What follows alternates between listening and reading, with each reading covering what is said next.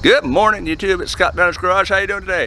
Well, we are in the garage getting ready to do a little wrenching on Matt's Jeep. We got to put in some new diff covers on his Extreme Edition Recon.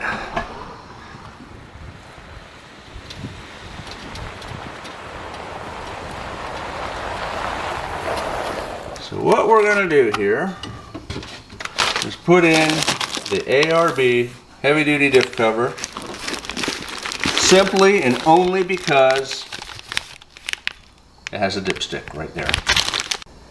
And who doesn't need a diff cover with its own dipstick?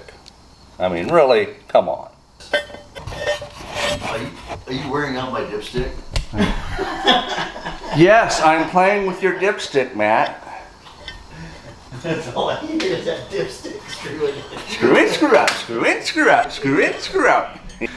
Alright, all kidding aside, the dipstick is cool, but the most important reason we're doing this is the Extreme axle does not have a drain for the differential. So to drain on the factory, you actually have to pull the cover off, whereas this, you can undo that plug, drain everything out, double check with your dipstick, and be good. And if you're wondering, it's Devos Light Rangers for the win while we're working on and filming this. It's the Extreme Editions that don't have the drain plugs. Okay, so they eliminated that, but all the other, these are the 210 and 220 axles. Okay, so the regular JK Rubicon axles would have a drain plug underneath them? Yes. All right, so if you're one of the cool guys with the Extremes, you don't have a cool drain. But you said that drain did cause you issues finding, with it being on the bottom like that, it was a concern of rubbing it off and doing damage on the trail. So. Right, that's why on my wife's, you'll see the Rancho skid plate coming up here underneath. Hers is protected. Her plug is protected by the Rancho skid plate. Okay. Coolness. And this is going to take about 5 minutes. Whereas if you had that really cool drain plug, you'd be done already.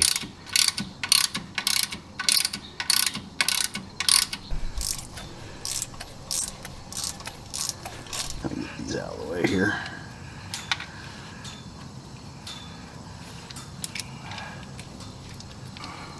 And there's a couple extensions right there. Okay. Trail damage. Yeah, really.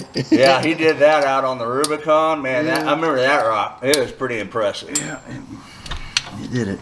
All right, well, this broke loose.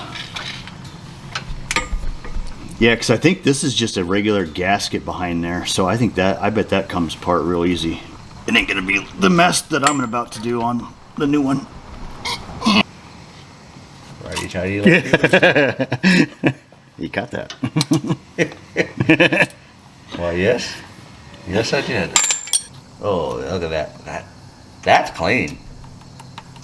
I said 12,000 miles.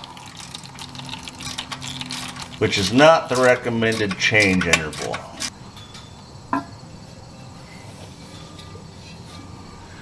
And this is when you look in there and realize it's an open differential. What? So here's just the original stamped cover. Unlike normal procedures here, we have jumped into the destructions. And on page something, step 2.1, 2.2 of the directions for how to mark your dipstick. And this dipstick and that dipstick is going to show you how to measure your dipstick. Okay, we took a few extra minutes to make sure the bottom of this was perfectly level with the top of the toolbox, and then the same thing with the new one, so we knew everything was lined up. ARB's directions said painter's tape works really well to get where you want to be on this.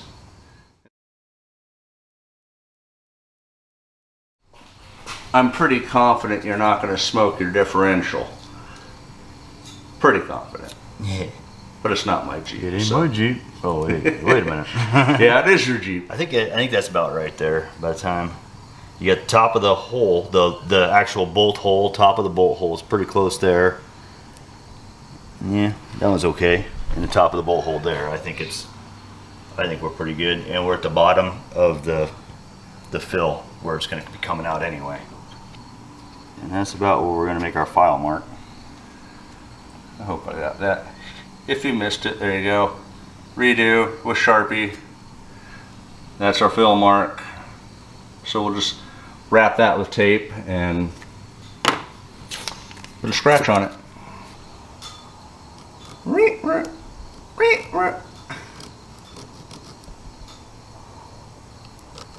It's not perfect anymore. It's got one nice fine line. The rest of it's just kind of Well, as long rounded, filed. as long as it's in that aisle. Yep, I think we're good. Now the question is that the front? Well, you better know if you're working. Pro tip. These are clearly marked.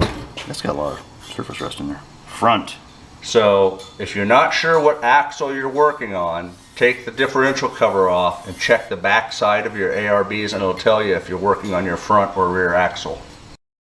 And that's the kind of pro tips you get at the Dunnage garage. Now normally we pull that gasket and use RTV. That gasket's new enough and pliable enough. We're going to give her a shot and reuse it.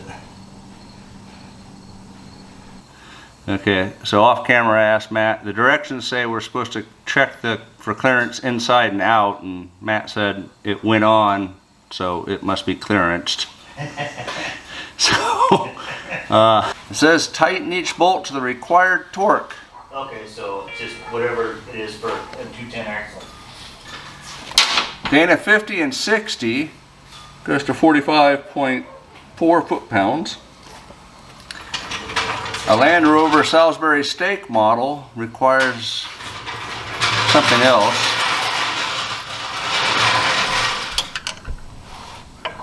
What we're finding is a ball-headed, T-handled Allen wrench seems to work pretty well for the top. Okay, this was kind of a booger to get in on the Jeep just because of the magnet. It's just hard to get it lined up on your drain plug. We're going 30 foot-pound torques.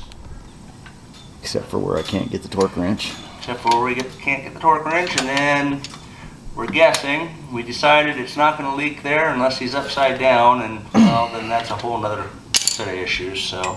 And everything else should be tight. If you have a True Lock locker, you're required an additive, but according to Royal Purple, the additive is already in it.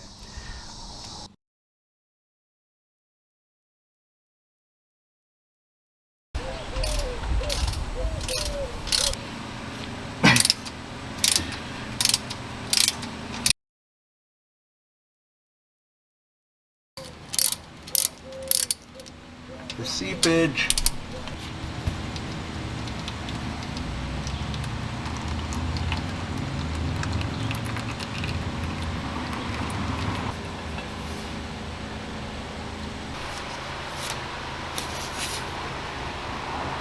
Oh my.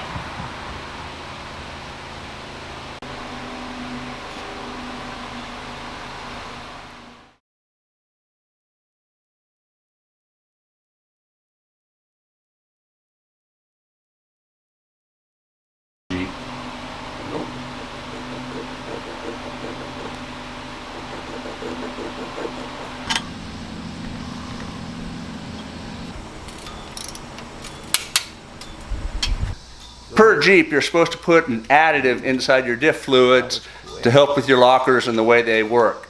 We did not do that because Royal Purple already has the additive in the fluid. So thanks for watching. Thanks for subscribing. We'll see you in the next video. Until then, have a blessed day.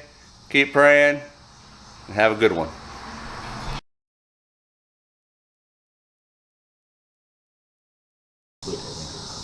Matt's learning how to read a dipstick. It's kind of a new thing with him. It's kind of kicking his butt.